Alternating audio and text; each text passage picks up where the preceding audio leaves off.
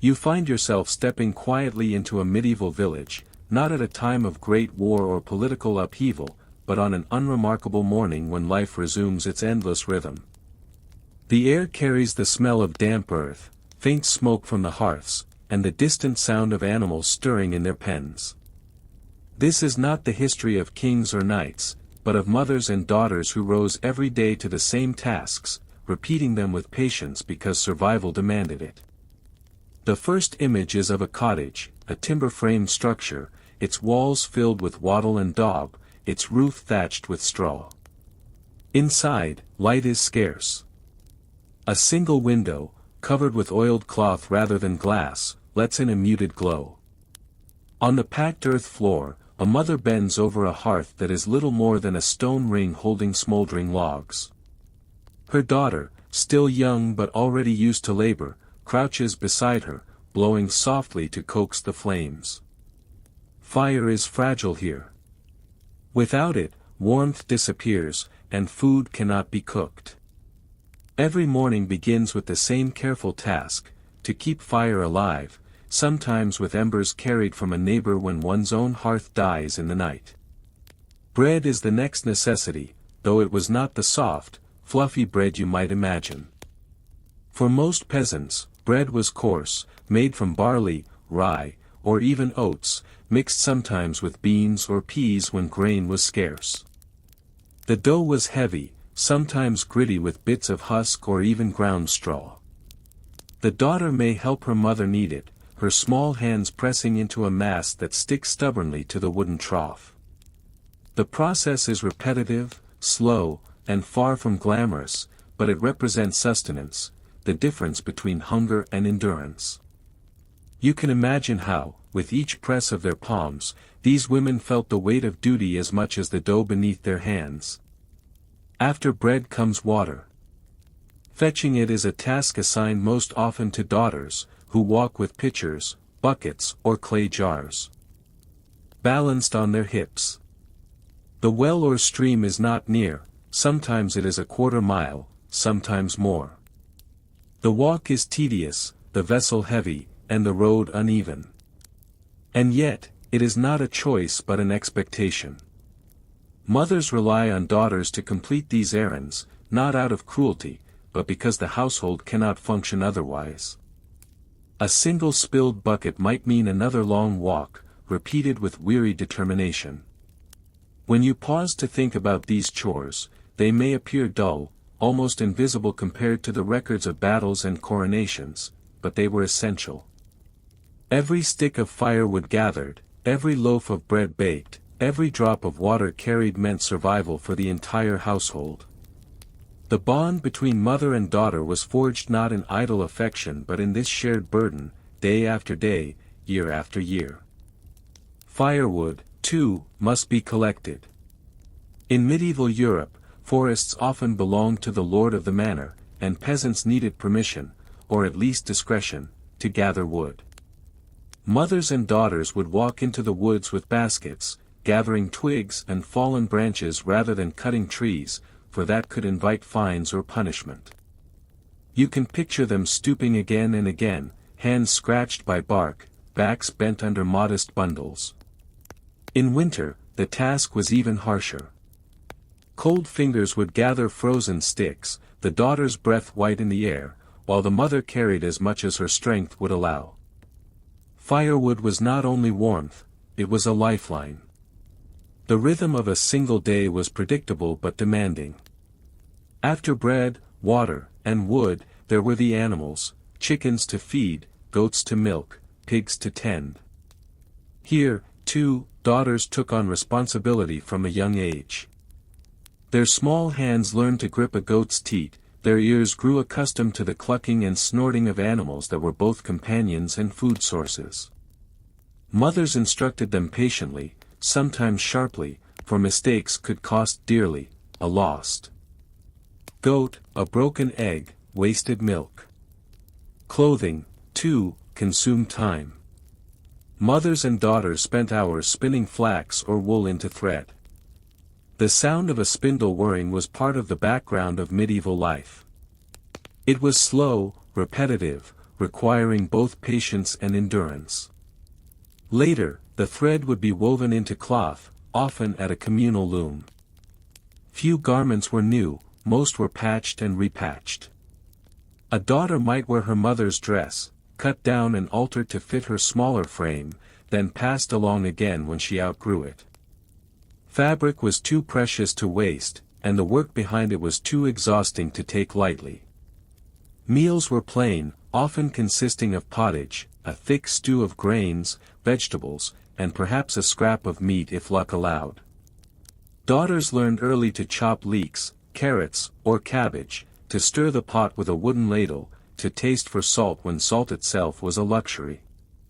These meals did not delight the senses but filled the stomach. When bread was dipped into the thick mixture, it was not with expectation of pleasure but with gratitude that there was food at all. The social structure of the village reinforced these roles. Daughters were expected to assist their mothers not only because of immediate necessity but also as preparation for their eventual lives as wives and mothers themselves. In many ways, their childhood was a long apprenticeship in survival. To spin was to secure clothing, to cook was to feed a family, to fetch water was to sustain life. Each small, boring task was a lesson in continuity. And yet, within these repetitions, there were moments of quiet companionship. A mother might hum a hymn while spinning, her daughter watching closely, her small hands trying to imitate the rhythm. On the walk to the well, the two might speak of neighbors, of weather, of small hopes. In these seemingly unimportant conversations, knowledge passed silently from one generation to the next, not written in books, but embodied in practice and memory. Still, one must ask, how much of their lives was truly their own? Were these women resigned to the endless rhythm of chores, or did they carve out small spaces of resistance, perhaps in song, in stories told by the hearth, in shared laughter while kneading dough? These are questions the records of history rarely answer, for the voices of peasant women were seldom written down.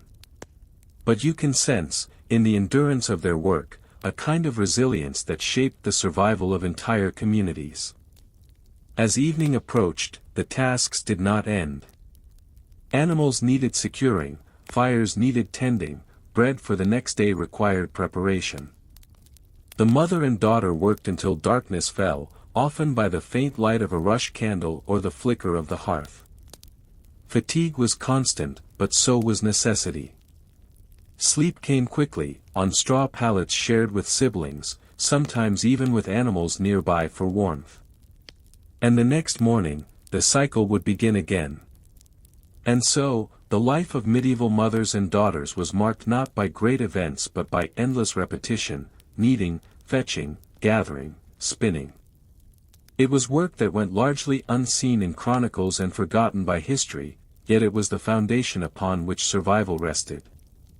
Without these labors, there would have been no villages, no communities, no continuation of life itself. But this raises a lingering question: if so much of survival depended on the unrecorded labor of mothers and daughters, why has history chosen to celebrate kings and knights instead of them? When you think of the daily life of mothers and daughters in the Middle Ages, it is tempting to imagine that each day resembled the next without change. Yet, while the rhythm of tasks remained steady, the seasons themselves reshaped the intensity of work, the dangers faced, and the resources available. To live through a medieval year was to experience cycles of toil that never truly ceased but shifted with weather, harvest, and community demands.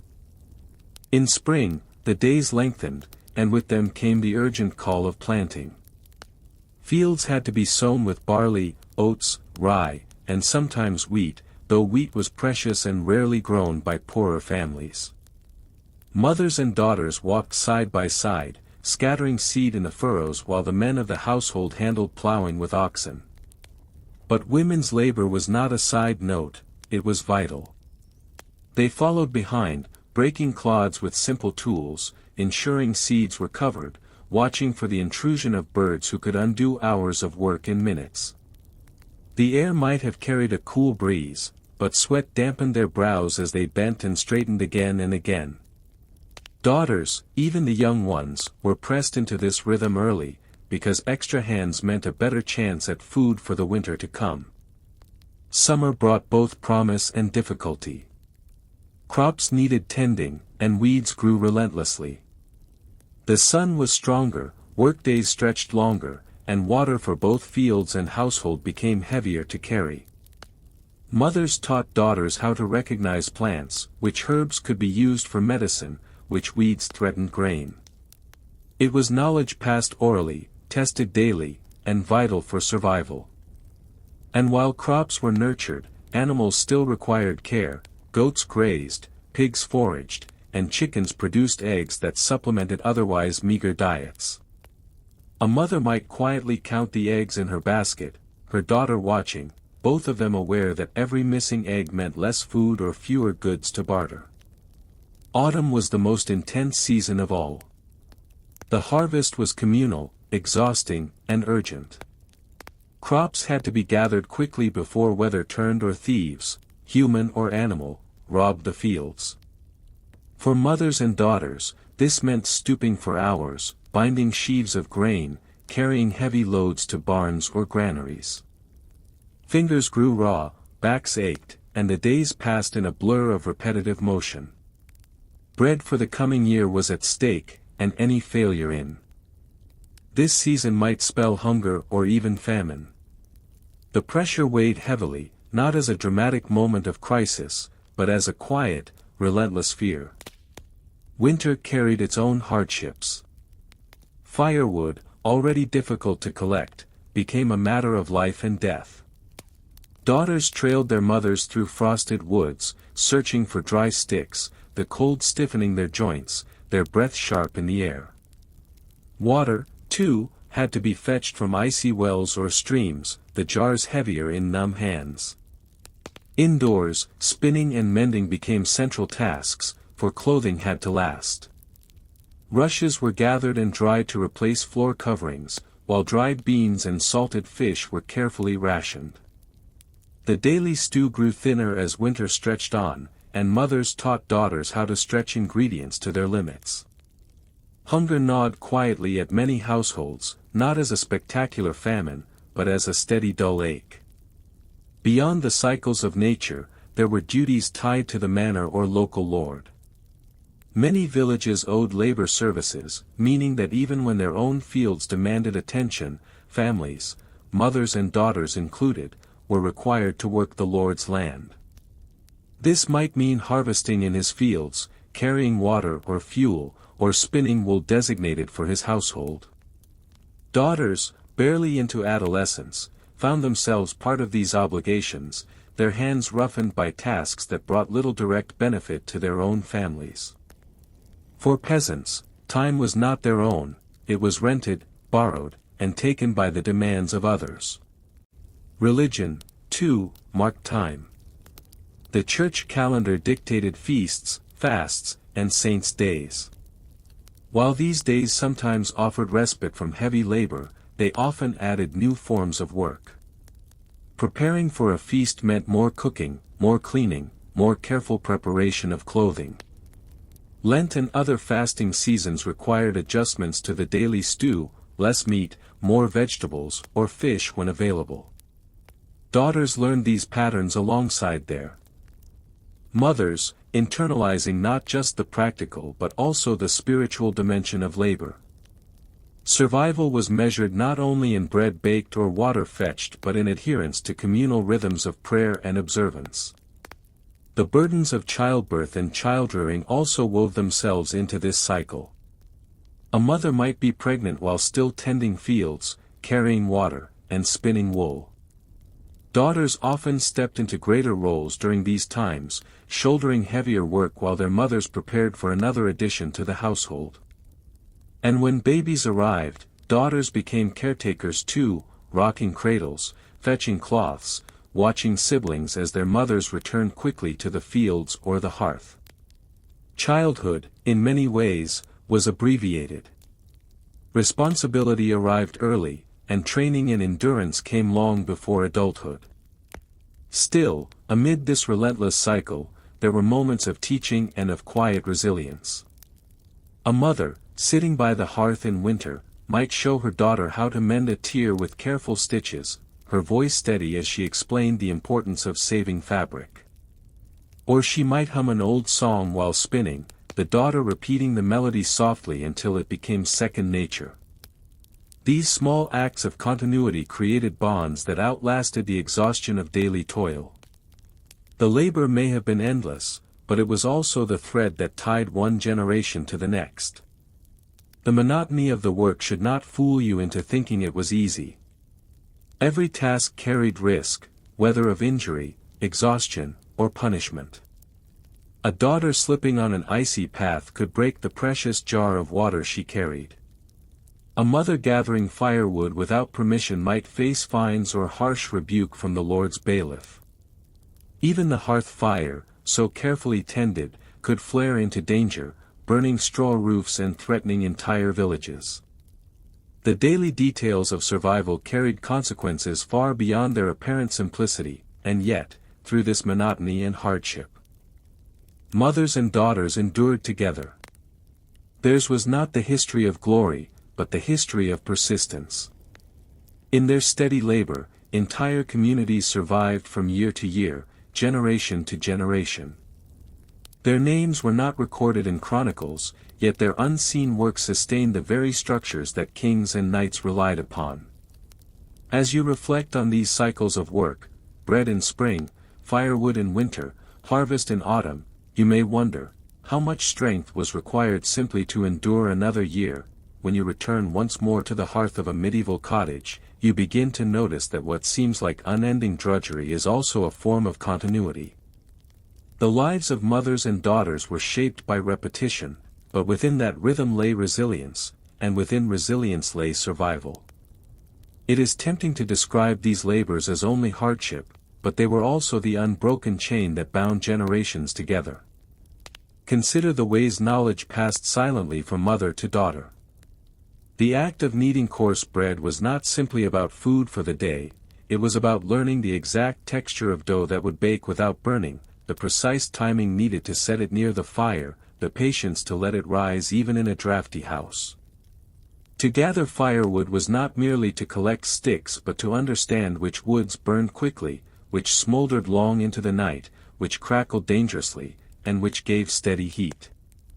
These details, invisible to anyone outside the household, determined whether a family endured winter with warmth or shivered through long, bitter nights. The resilience of medieval women was also bound up in community. A mother and daughter rarely worked in isolation. When one family's hearth went cold, it was a neighbor, often another woman, who shared embers. When bread failed to rise, someone else's oven might offer a second chance. The network of mothers and daughters across a village formed a quiet web of support that rarely appeared in records, but kept life moving forward.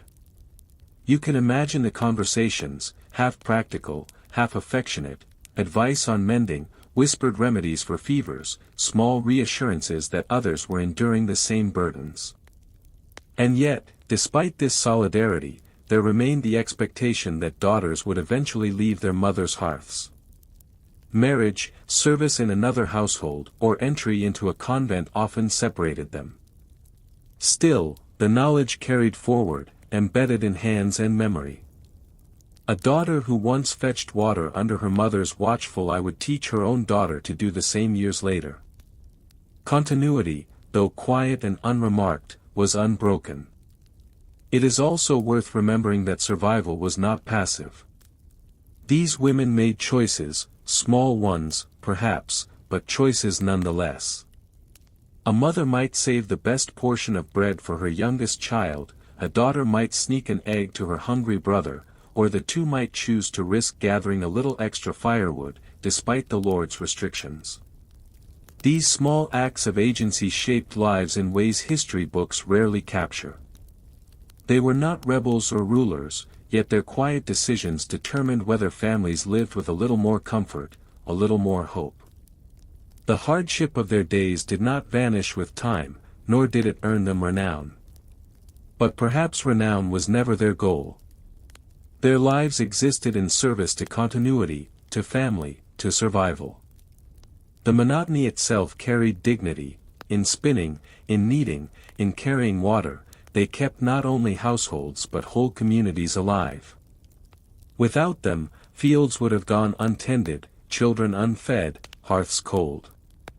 Knights may have fought and kings may have ruled, but none of their exploits could have occurred without the invisible labor of mothers and daughters, and so, as you picture the medieval cottage once more, the fire flickering, the bread baking, the sound of a spindle turning, you begin to see that this boring history holds something profound. It tells us that endurance, though quiet and unnoticed, has shaped humanity just as much as battles and crowns.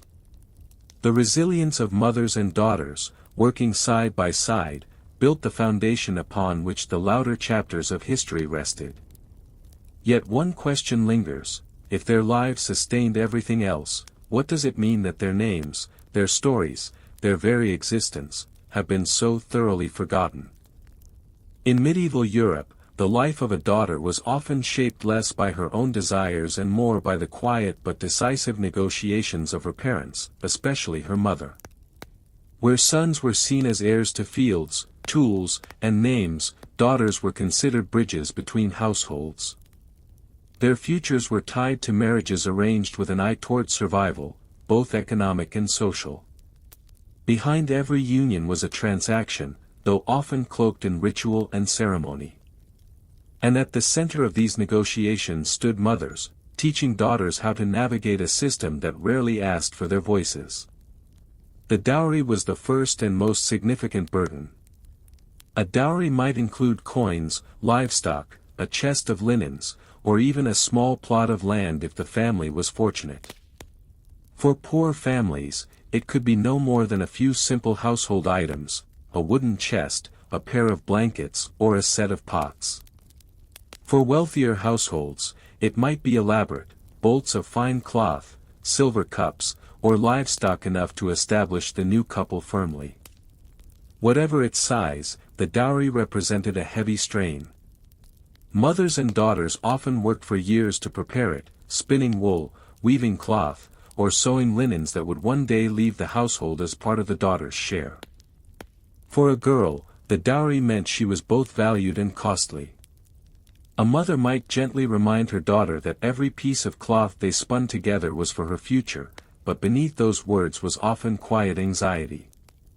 Would the dowry be enough to attract a respectable husband? Would it secure her safety, or would it place her in a household where she would be little more than a servant? These questions lingered in the minds of mothers who knew too well how fragile a woman's life could be without the protection of marriage. Marriage negotiations were rarely romantic affairs.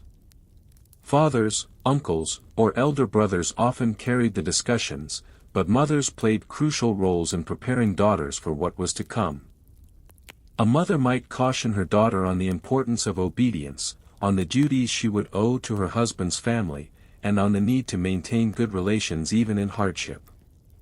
These lessons were not given with cruelty but with realism, for disobedience or discord could endanger a woman's place in her new home.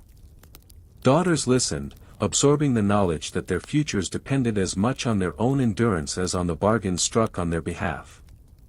For some daughters, the church offered an alternative path. A convent could accept a girl without a traditional marriage dowry, though often it required a contribution of land, money, or goods.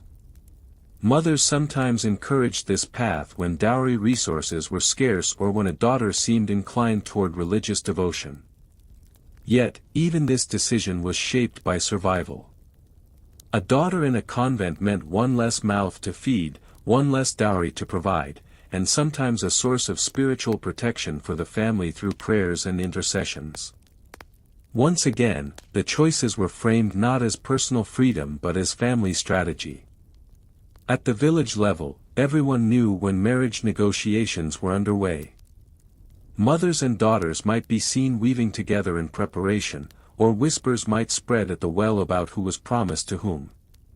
Daughters felt the weight of these whispers, for their reputations mattered deeply. A mother's guidance in maintaining modesty, humility, and industriousness became not only moral teaching but also economic necessity. A girl considered idle or difficult could see her chances of marriage diminish, while one praised for her skill in spinning or her diligence at the hearth might become more desirable, regardless of her looks. Even once negotiations were completed, uncertainty lingered. A betrothal could last months or even years, and during that time families continued their preparations. Daughters might be sent to live with relatives of the groom before marriage, testing their ability to integrate into a new household. In these periods, mothers often worried most. Would their daughters be treated fairly? Would they remember the lessons of patience and endurance taught by countless hours at the hearth and field?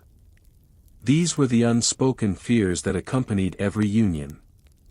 The ceremony itself, though marked with joy, was also filled with quiet reminders of transition. The daughter, clothed perhaps in her best but rarely new garments, stepped from her mother's side into the household of another. The linen she had spun, the pots she had polished, the chest she had packed, all left with her. For the mother, it was both pride and loss, a moment of relief that the negotiations were settled, and grief that her daughter's daily presence, her shared labor, her companionship, was now gone. Yet, beneath the surface of ritual and tradition, the truth remained: marriages were survival strategies, designed to ensure that families endured another generation.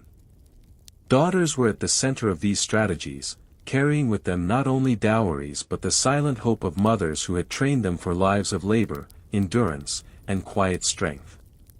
But one question lingers, unanswered in the silence of history: in all these negotiations, where was the daughter's own voice, and how often was it truly heard? Once the idea of a daughter's marriage was set in motion, the reality of the dowry became unavoidable. For many households, the dowry was not a single gift prepared at once but the slow accumulation of years of effort. A mother and daughter might spend every spare moment weaving cloth, embroidering linens, or repairing hand-me-down garments, each piece destined to leave the household one day. The dowry chest, often a wooden box carved crudely but made sturdy, stood in a corner of the cottage, its contents gradually growing. Every time the lid opened, it reminded both mother and daughter of the future waiting for the girl, a future shaped not by choice but by obligation. The dowry was more than fabric or coins, it was also debt. Families often borrowed against future harvests to assemble enough resources. A cow might be promised, though it was still only a calf. Grain might be counted out from stores that left the family itself hungrier. In some cases, mothers parted with treasured possessions, an heirloom cup, a piece of jewelry, or a finely woven cloth, to strengthen their daughter's position. Each sacrifice left its mark, not in drama or sudden loss, but in quiet diminishment. The family endured less so that the daughter might secure a place in another household. For daughters, the burden of the dowry was not abstract. They felt it in their daily work. Every hour spent at the spindle, every aching finger raw from flax fibers, every stitch sewn into linen was a contribution to their future marriage. A mother often reminded her daughter that diligence was not only virtue but necessity. To spin slowly or to waste thread was to jeopardize the dowry, to risk shame when the chest was opened and its contents judged. These lessons, given in the dim light of the hearth or the long hours of winter evenings, impressed upon girls that their labor was inseparable from their futures. Wealthier families faced burdens of another kind. For them, dowries were not only about securing a match but about elevating status. A noble daughter's dowry might include silver, fine horses, or even parcels of land.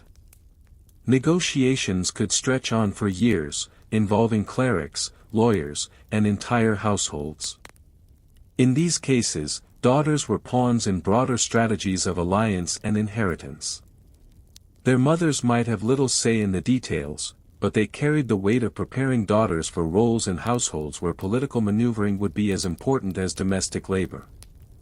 Whether rich or poor, the pattern remained: a daughter's marriage was framed less as personal choice and more as a family's calculation for survival and advancement. Sometimes, when dowries failed or were too small, daughters were left in precarious positions. They might marry late, entering households as second wives, widows' companions, or servants who eventually gained the title of wife through persistence rather than negotiation.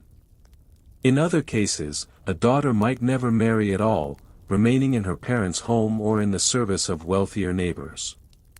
For mothers, this outcome carried both relief and worry: relief because no dowry had to be given, worry because the daughter's security depended entirely on the goodwill of others. Even within marriage, dowries followed daughters like shadows. If disputes arose between families, the contents of a dowry might be recalled or contested.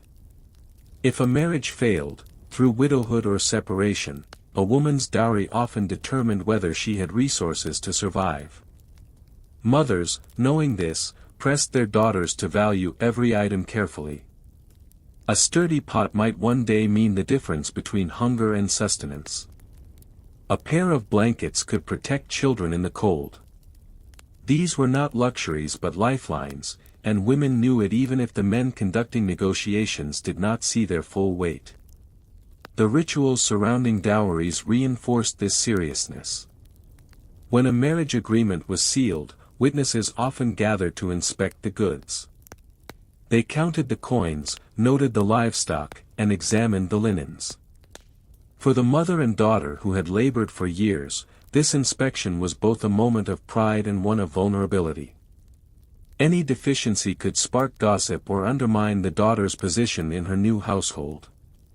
Quietly, mothers stood by, watching as the results of their labor were judged, knowing that their family's reputation, and their daughter's future, rested on the contents of a wooden chest, but beyond the goods themselves, the dowry was a symbol of how families measured worth.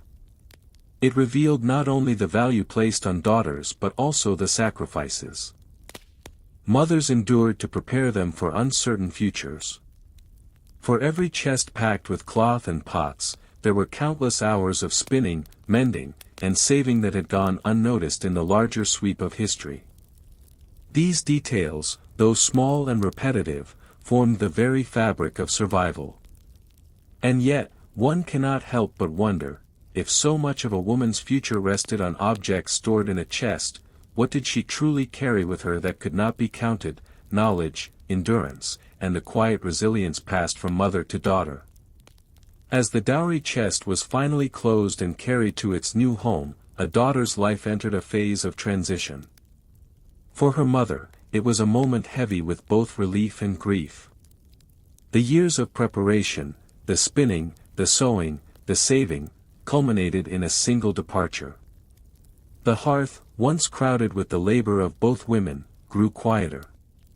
The absence was felt not only in companionship but in labor, for every daughter's departure left behind a gap in the daily cycle of survival. In many cases, the transition was abrupt. A wedding marked the shift from daughter to wife, from one household's responsibility to another's. The ritual gestures, hands joined, blessings spoken, were simple compared to the weight of what followed. The daughter left with her dowry, but also with expectations, to serve her husband's family, to bear children, to uphold her reputation. Her mother's guidance echoed in every action, shaping how she approached her new role. In this way, the bond between them persisted even across distance. Each stitch in her linens, each technique in her cooking, each memory of patient instruction became a thread tying her back to the woman who had prepared her. For some, marriage brought security. A strong dowry, a kind husband, or a supportive household might mean a life of relative stability. For others, it brought hardship. A meager dowry could mean a lower place in the hierarchy of a new family, with fewer rights and heavier burdens. A difficult husband or unwelcoming in-laws could transform marriage into another form of servitude. Daughters carried these risks with them, silently bearing the knowledge that their futures had been negotiated without their direct voice. Widowhood posed its own challenges. In theory, a woman could reclaim her dowry if her husband died, but in practice, disputes often arose. Families might withhold goods, or local lords might claim rights over property. Mothers knew this risk well, which is why they urged their daughters to value every pot, every cloth, every item entrusted to them. The dowry was not only a gift at marriage but also a safeguard against future misfortune. It was, in many cases, the only security a woman possessed when left alone. The convent remained an alternative for some, though it was never free from the shadow of negotiation. Even when daughters entered religious life, their families often contributed resources, land, goods, or coins, to the convent. Mothers sometimes saw this path as a form of protection, sparing their daughters from the uncertainties of marriage. Yet, even here, a woman's place was determined by her family's means and choices, not by her own freedom. Through all these transitions, the emotional bonds between mothers and daughters endured. Letters were rare and often impossible for peasants, but visits at markets, whispers exchanged at church, or even memories carried silently in hearts kept those bonds alive. Mothers who had once guided their daughters at the hearth might later advise them on childbirth, on household management, or on the endless negotiations of village life. The continuity of advice, passed quietly in moments stolen from labor, created a legacy that no dowry could contain. Looking back, the system of dowries and marriages might seem cold, reducing daughters to economic exchanges. But within it, women carved out spaces of resilience. Mothers found pride in preparing their daughters, in passing on skill that would sustain them, in ensuring that even within a world of constraint, their children had tools for endurance. Daughters, in turn, carried these lessons forward, shaping the households they entered and preparing the next generation for the same cycle. And yet, one cannot help but pause at the silence left in the historical record. Contracts survive, listing items in dowries and terms of marriage. Names of men, sums of coins, tallies of goods remain. But the voices of the women who spun the thread, who mended the cloth, who carried the dowry chests across thresholds are absent. The documents preserve the transactions, but not the emotions, the pride, the sorrow, the hope, that mothers and daughters felt in those moments. So, as you imagine a medieval mother closing the lid of her daughter's dowry chest for the last time, consider this: in the balance of goods and negotiations, what was truly being passed on, the blankets and pots, or the endurance and resilience that no chest could hold? The life of a medieval woman was often measured not in years or events but in tasks, repeated, unending, tied to the cycles of land and season. To understand her burdens, one must begin in the fields, for even when men held plows and carts, women's hands were present in every stage of agricultural life. Their work was not recorded in chronicles or contracts, yet it sustained households in ways both visible and invisible. At dawn, before the rooster's call faded, women rose to tend to animals. Chickens were fed, goats milked, pigs checked, all before the day's heavier work began. These tasks seemed small, but they provided the daily foundation of survival: eggs, milk, fat. A missed feeding or a sickly animal could ripple through the family's meals for weeks. Women learned to observe closely the sheen of feathers, the warmth of udders, the smell of stored grain. Such attentiveness was not praised in records, but it was essential expertise. When the planting season arrived, women's labor expanded into the fields. They scattered seed for wheat, barley, or rye, often walking behind men who broke the soil. Their children, too small to work but too present to ignore, were carried along, swaddled in cloth or seated nearby on the edge of furrows. Older daughters joined their mothers, bending low to plant beans or lentils in gaps left between grain. Agricultural work blurred the boundary between family and field. The household survival depended on every available hand, regardless of age or gender. Harvest time brought the heaviest demands. Scythes swung by men cut the stalks, but women followed close, binding sheaves with practiced speed. The bundles had to be tied firmly, carried to carts, and later threshed to free grain from husks. Hours stretched into days, and bodies bent to labor until backs ached and fingers bled.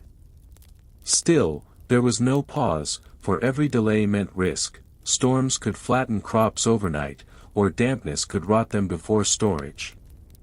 Women bore the double strain of fieldwork and home tasks, rushing back at dusk to prepare meals, mend tools, and soothe children. Beyond grain, gardens near cottages were also women's charge. There they grew cabbages, onions, herbs, and turnips, foods that provided variety when bread became monotonous. These small plots demanded steady care, weeding, watering, guarding against pests. In lean years, such gardens could mean the difference between endurance and despair. They offered no glory, but they offered sustenance. Women's labor also extended into seasonal tasks tied to broader village needs. In spring, they gathered rushes for floor coverings. In autumn, they collected nuts and berries, often walking miles to woods and hedgerows. They dried apples, brewed ale, spun wool, and wove cloth. These tasks filled every gap between agricultural cycles, leaving little time unoccupied. To be idle was not a choice but a danger, for hunger always lurked near the horizon. Famine revealed the weight of these burdens most starkly. When crops failed, through drought, flood, or blight, it was often women who bore the responsibility of stretching what little remained. They watered down gruel, mixed ground acorns into flour, or foraged for roots and weeds. Mothers often ate less to leave more for their children, their own bodies thinning as the price of their care. Chroniclers wrote of famine as a broad disaster, measured in mortality. Yet, within each starving household, it was women who navigated survival meal by meal, day by day. In this rhythm of work, there was little separation between household and survival. Women's labor was not supplementary but central, though it rarely received acknowledgement. Their endurance formed the quiet backbone of village life, and their contributions, though unseen in records, were embedded in every loaf of bread and every bowl of stew. To imagine medieval agriculture without them is to erase the very hands that bound sheaves, stirred pots, and cradled infants. All at once, all within the same span of hours. As the seasons turned, so too did women's burdens shift, but the cycle never ceased.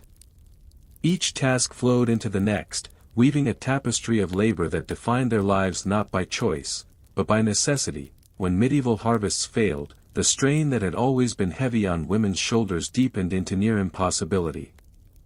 Fields that once promised bread yielded only disappointment, stalks too thin, grains hollow, or rains that spoiled sheaves before they could be stored.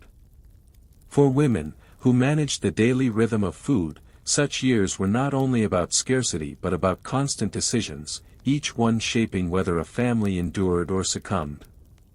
The first response to famine was often substitution.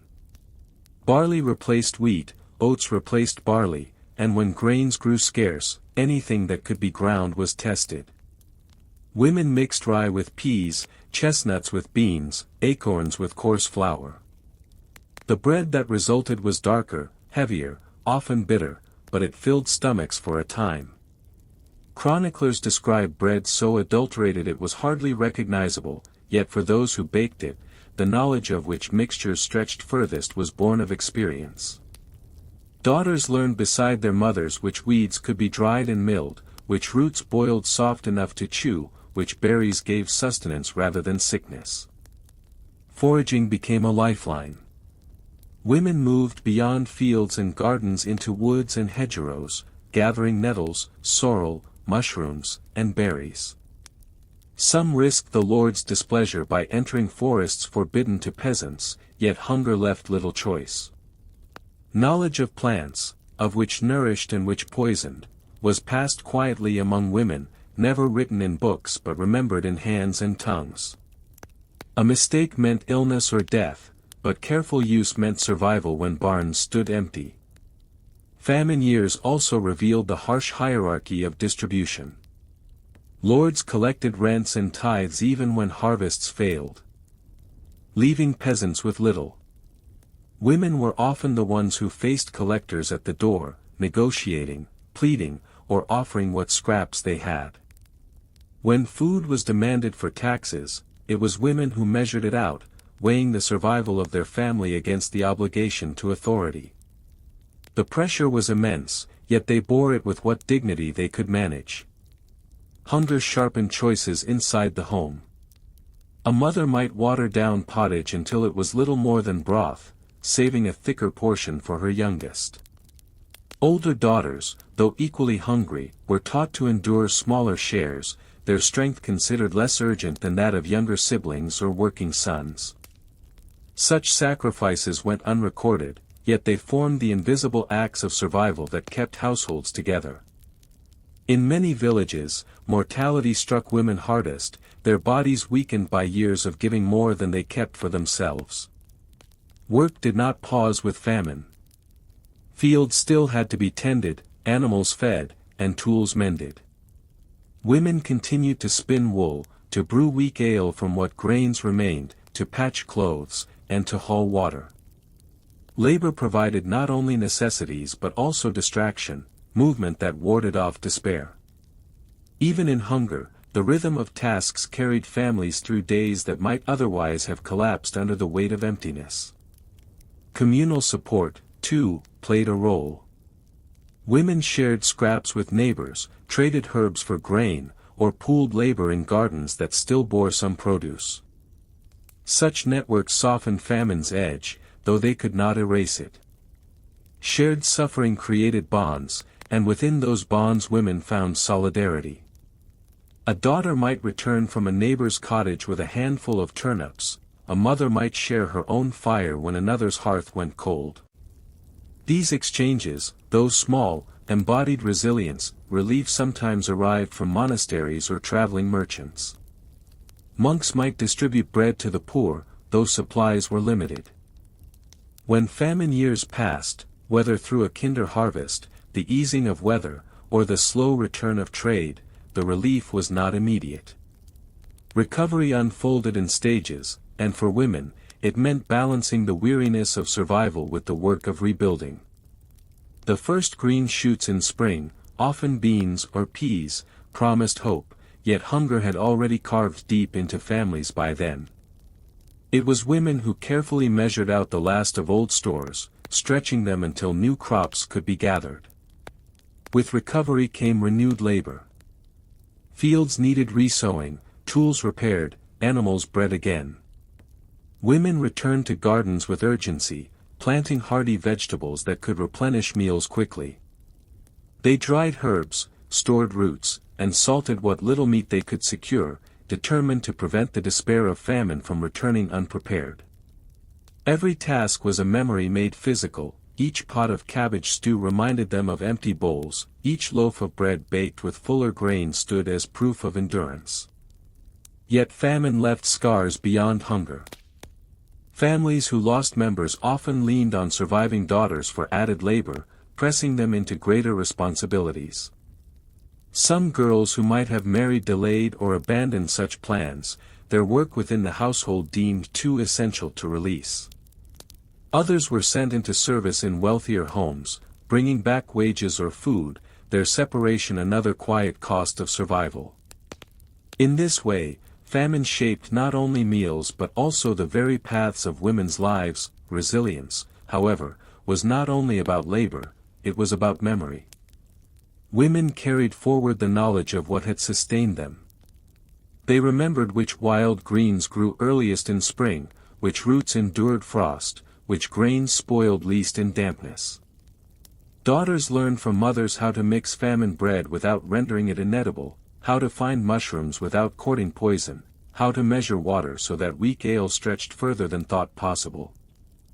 These lessons became an inheritance more practical than land or coin, one that whispered through generations. In villages, collective memory also hardened. Songs, prayers, and stories carried the imprint of hunger. Women, often the tellers of tales in hearthside circles, wove recollections into the fabric of daily life. Their words reminded children of the fragility of abundance, instilling caution and gratitude. In this way, memory itself became a tool of survival, urging communities to prepare for the future by never forgetting the past. Recovery was also marked by the return of festivals. As harvests improved, villages resumed feasts, modest but meaningful.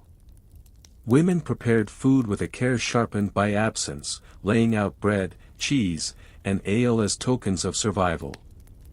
The laughter of children, once muted by hunger, returned. These moments were not only about joy but about reclaiming humanity, proving that endurance could blossom into celebration. For women who had borne the heaviest burdens, these gatherings offered rare acknowledgement, even if unspoken, of their central role in survival. And yet, the quiet legacy of famine remained, a recognition that women's labor, though often invisible in chronicles, had sustained life when all else faltered. Their sacrifices, their knowledge, their steady work in both despair and recovery shaped the endurance of entire communities.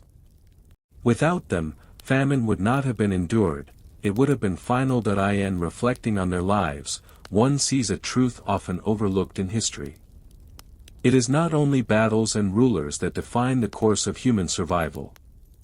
It is also the steady hands that bound sheaves, stirred pots of thin gruel, and taught children how to endure. Their names may be forgotten, their stories untold, but their impact lingers in the very survival of those who came after. Their names may be forgotten, their stories untold, but their impact lingers in the very survival of those who came after. While many medieval women's lives unfolded within villages, fields, and households, some found their paths leading behind the walls of convents. For mothers and daughters, this transition carried deep implications, sometimes chosen, sometimes imposed. To step into a convent was not only to embrace prayer but also to enter a world defined by silence, discipline, and relentless routine. The decision to place a daughter in a convent was often practical as much as spiritual. For noble families, it could preserve wealth by reducing the number of dowries required. For peasant families, though rarer, it might mean sending a girl to a religious house where she would be clothed, fed, and educated, luxuries otherwise out of reach. In either case, the convent absorbed daughters into a new form of labor, one that exchanged fields for cloisters, yet still demanded endurance. Upon arrival, the first impression was one of order. Stone walls enclosed gardens, kitchens, dormitories, and chapels. A young woman entering as a novice would be greeted not by her mother but by the prioress or abbess, who would instruct her in obedience and humility. Yet behind the formalities, many girls carried with them their mother's teachings, the ability to spin wool, to knead bread, to tend gardens. Such skills proved as useful in the cloister as in the village, for the convent was not sustained by prayer alone. Daily life within a convent followed the rhythm of the divine office, prayers recited at fixed hours, matins, lauds, prime, terce, sext, none, vespers, and compline. Between these sacred intervals, labor filled the hours. Women sewed habits, copied manuscripts, brewed ale, and cared for herb gardens. Daughters who had once followed mothers into fields now followed older nuns into scriptoriums or infirmaries. Work, though framed as service to God, echoed the same unending repetition familiar from village life. Meals were plain, often bread, pottage, or fish. Silence was observed in refectories, with one sister reading scripture aloud as the others ate. For novices, the discipline was daunting. For those raised in noisy cottages, the quiet must have felt immense, even heavy. Yet, over time, many adapted, finding in silence a rhythm that mirrored the steady patterns of labor. As in the household, monotony became a form of survival. Despite the cloister's rules, connections to family lingered. Mothers might visit daughters at the convent gate, bringing small gifts of food or cloth. Letters were exchanged when literacy allowed. Some mothers wept at the parting, while others viewed the convent as a blessing, a place where their daughters might live with more security than the uncertainty of marriage or famine could offer. The emotional tether remained, even as stone walls enforced separation. For daughters, the convent offered both constraint and opportunity. Constraint came in the form of vows, obedience, chastity, poverty. Opportunity came in literacy, in learning to chant, in access to texts unavailable elsewhere. Women who might otherwise have lived and died unrecorded sometimes left traces in convent chronicles, their names inscribed alongside small notations of work or devotion. Their mothers' names, by contrast, remained outside the walls, unremembered. And yet, within the cloister, mothers and daughters still mirrored one another. The same endurance of daily tasks, the same quiet persistence in work, the same acceptance of repetition, all remained. Whether by the hearth or in the scriptorium, the essence of women's lives in the medieval world was marked by duty that demanded patience, strength, and resilience, but as a daughter settled into convent life, one question loomed quietly in her mind: was this path truly chosen, or simply another form of burden carried in silence? Once a daughter had crossed into convent life, her days unfolded in a rhythm as precise as the tolling of bells. Discipline was the rule of survival, and labor the constant companion. To understand her existence is to see how cloistered women carried the weight of devotion and the burden of work, not unlike their mothers in the world beyond the walls. The cycle of prayer punctuated every day. From matins before dawn to compline at night, hours were marked not by the sun's position but by chants echoing through stone chapels. Yet, between these intervals of worship, work filled the silence. Each sister was assigned duties, and each duty carried the same repetitive weight familiar to peasant cottages. Some spun thread, others brewed ale, tended gardens, or prepared meals. The cloister became a household writ large, where every task was bound to collective survival. Labor in the convent was physical, though often cloaked in spiritual language. Digging gardens, mending roofs, or tending livestock was framed as service to God. Younger nuns followed the guidance of elders, learning by repetition, just as daughters once learned from mothers. A novice who had never held a spade was soon bending her back to till convent soil. One who had never wielded a quill was taught to copy sacred texts with patience. This passing of knowledge bound generations of women together, even when they were not related by blood. For daughters who entered convents, the absence of their mothers was palpable. Yet bonds endured in subtler ways. A novice weaving cloth might recall her mother's instruction at the cottage loom, a sister kneeling in silence could remember her mother's whispered prayers before a hearth fire. The convent did not erase the mother-daughter link, it transformed it, embedding it into memory rather than daily presence. Rules of discipline shaped every gesture. Silence was enforced in refectories and cloisters, where women communicated with nods or brief hand signs. The rule of Saint Benedict, followed in many convents, demanded humility, obedience, and stability. For daughters used to village chatter. This silence was at first a burden, but with time, it became a second language.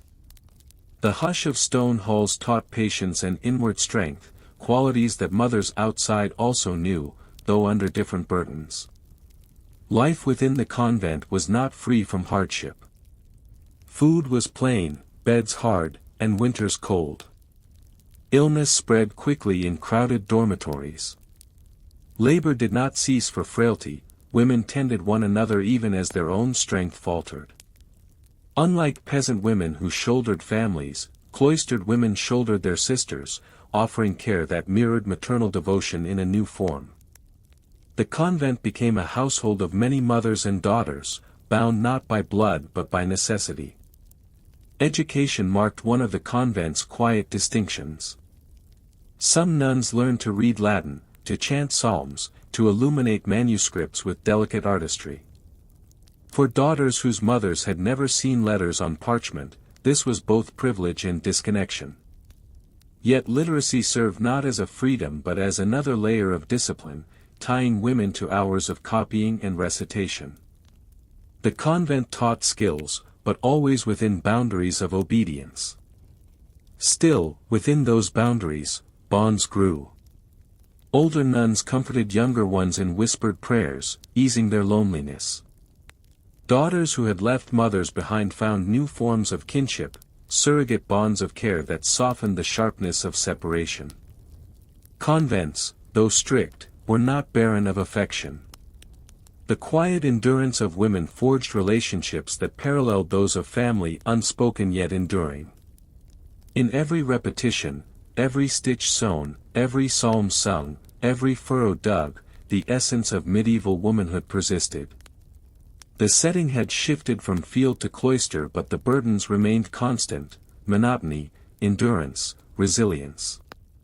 What changed was the frame, from service to family to service to God.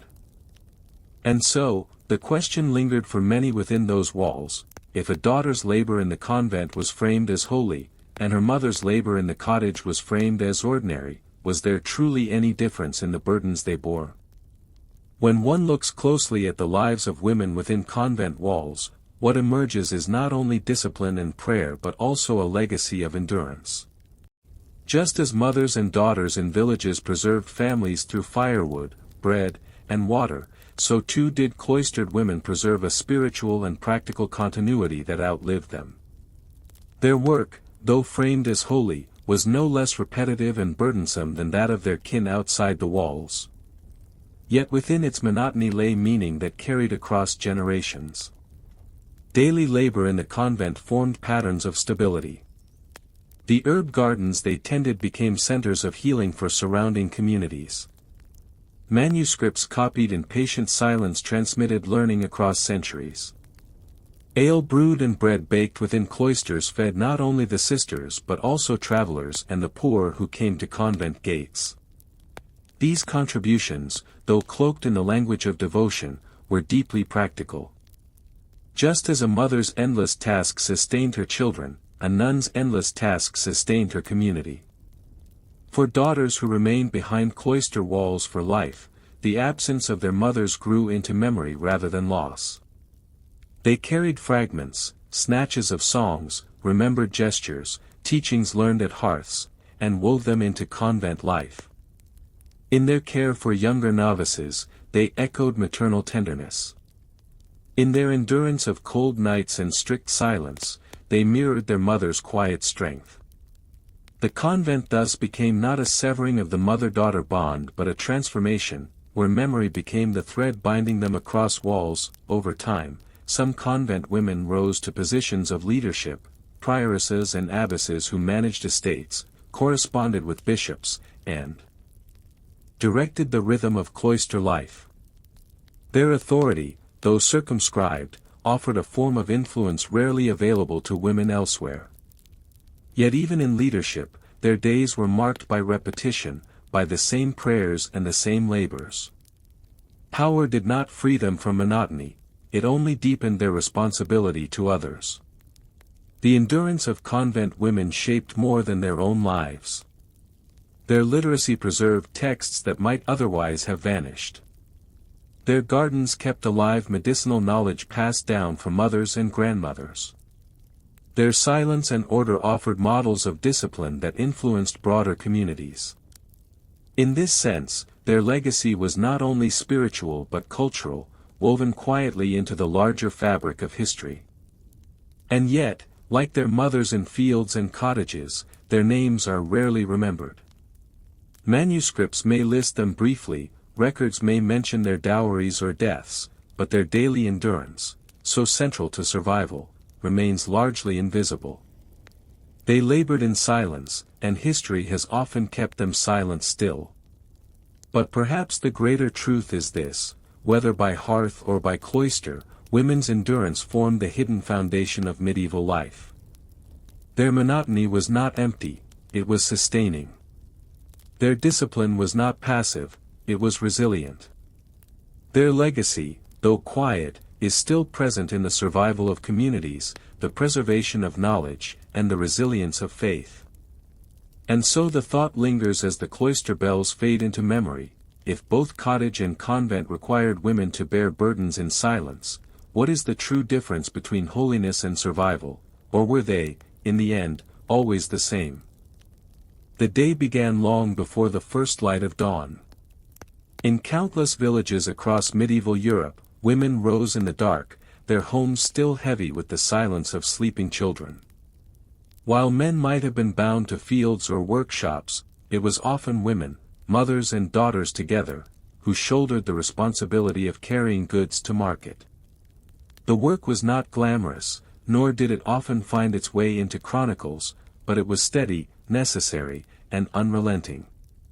Preparing for the market meant gathering what little surplus the household had managed to preserve: a basket of eggs, a wheel of coarse cheese, a bundle of onions pulled from the earth, perhaps even spun wool or woven cloth if the family was fortunate.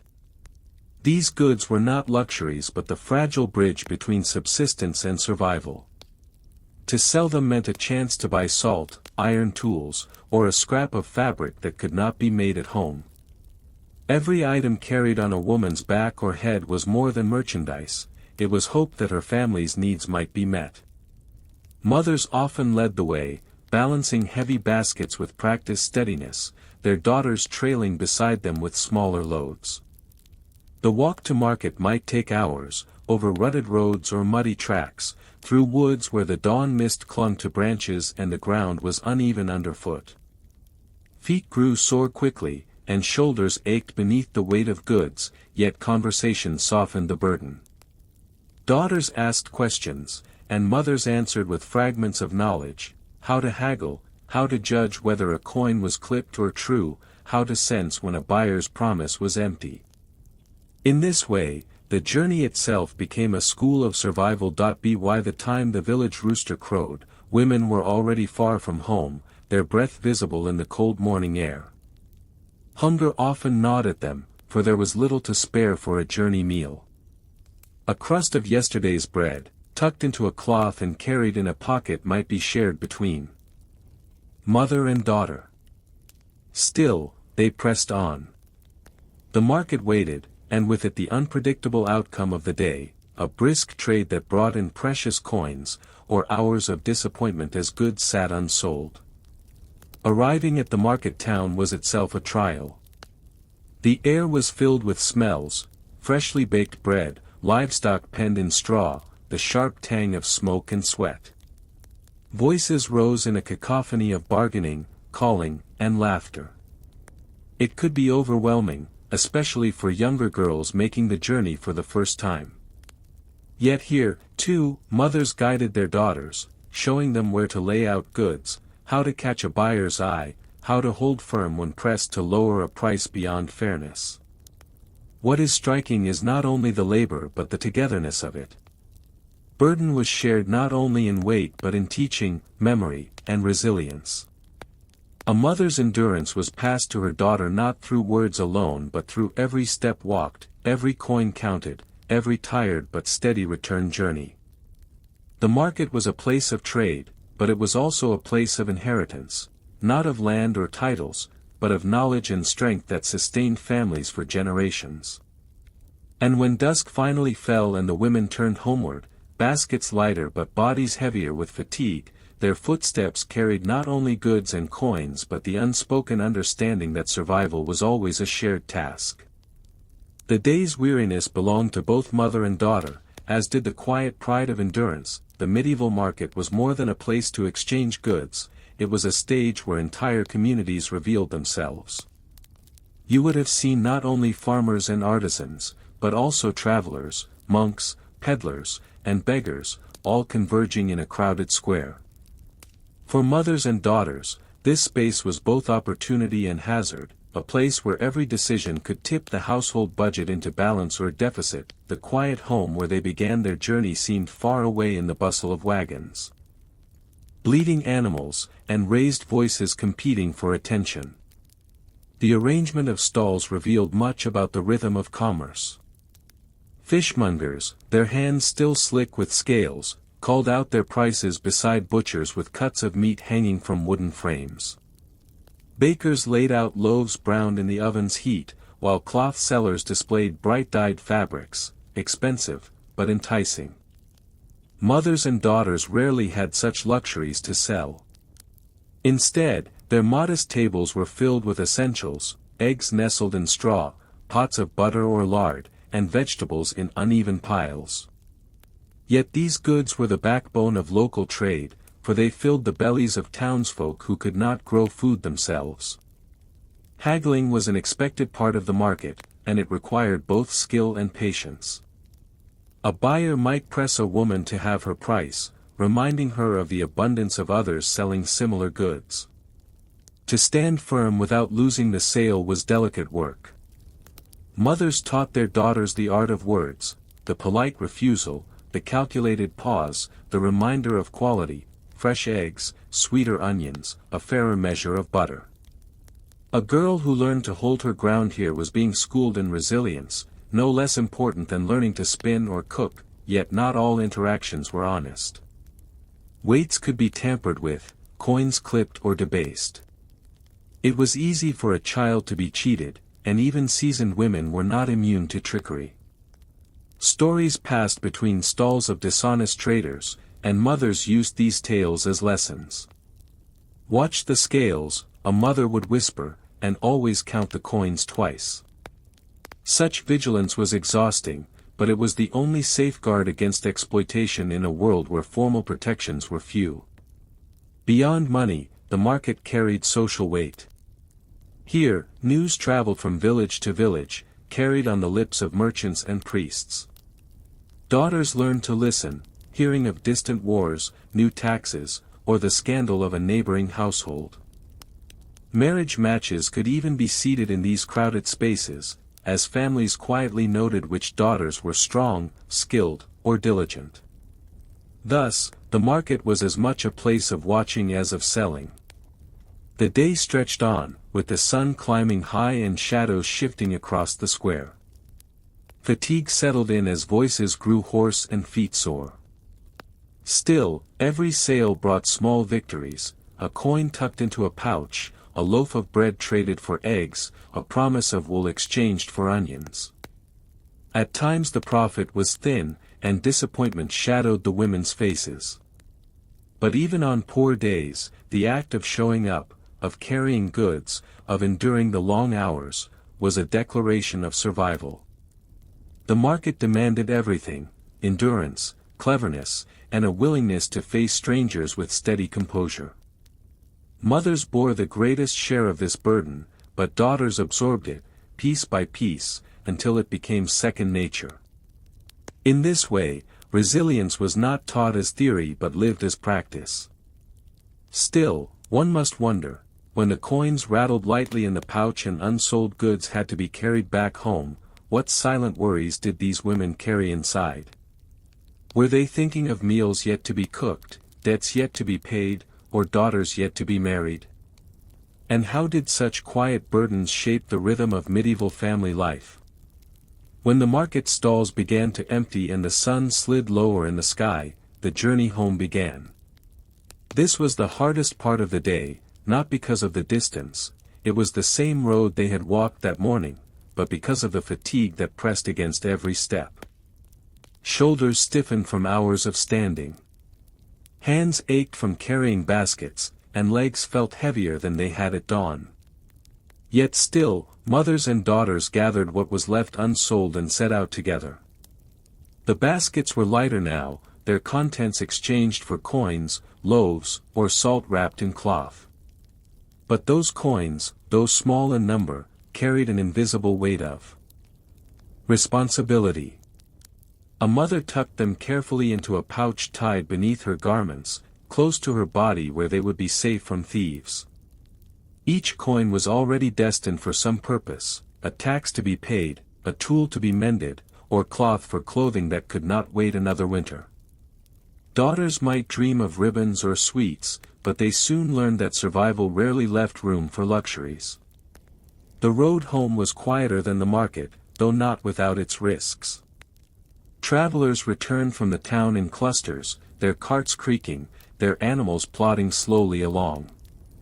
Dust rose from the road in summer, while in winter the mud clung to every footstep. Mothers urged their daughters to stay close, for accidents were common, wagons overturned, animals startled, or in darker cases, travelers met with theft in lonely stretches of woodland. Women, especially, were vulnerable, and safety lay in companionship and vigilance. Along the way, the conversations of mourning returned, though softer now. Mothers reflected on the day's sales, calculating whether enough had been earned to cover what was needed. Sometimes they shared worries aloud, sometimes only with silence. Daughters, weary but still curious, asked about the next market day, or wondered why some families seemed to prosper while others barely scraped by. These were questions without simple answers. Life was not fair, and mothers did not try to soften the truth.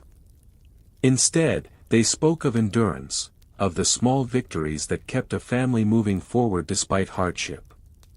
The rhythm of footsteps on the road created its own kind of meditation. Passing fields stretched quiet under the fading light. Smoke rose from chimneys in distant cottages, signaling suppers already being prepared. For many families, the return of women from market meant the evening meal could begin. A loaf bought with today's coins might be sliced and shared, or unsold onions and eggs might be cooked to feed tired bodies. The market's labor, though grueling, ended with nourishment at the hearth. What endured most, however, was not the bread or the coins, but the shared labor itself. Daughters, walking beside their mothers, absorbed lessons that went beyond selling eggs or carrying baskets. They learned patience in bargaining, alertness on the road, and above all, the unspoken truth that survival was a collective effort. No one endured alone. Mothers carried the heaviest burdens, but daughters shared them, learning to shoulder their share for the future. When at last the cottage door closed behind them and the basket was set down, the women's day of toil ended not with triumph but with quiet acceptance. Another day's work was done, another market endured. And though the fatigue was heavy, so too was the knowledge that, by walking side by side, mothers and daughters carried not only goods but also the memory of endurance, one that would shape the rhythms of family life for generations to come. In the stillness of the evening, one can't help but wonder, did these women ever allow themselves to dream beyond survival? Or was their strength defined only by the endless cycle of carrying, selling, and returning home together?